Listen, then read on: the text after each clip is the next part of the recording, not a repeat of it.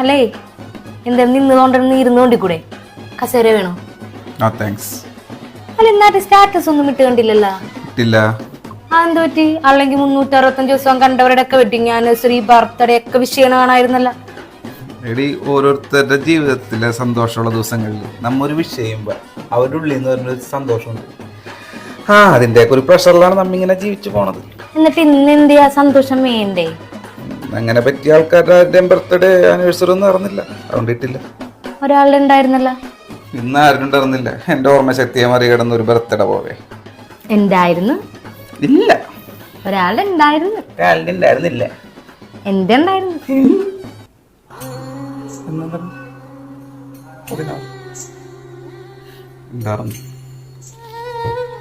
ഞാനിത് മറക്കാൻ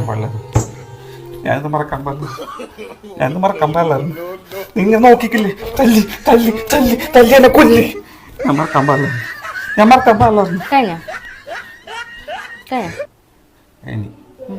അതെ, ഇവിടെ അടിക്കണ്ട.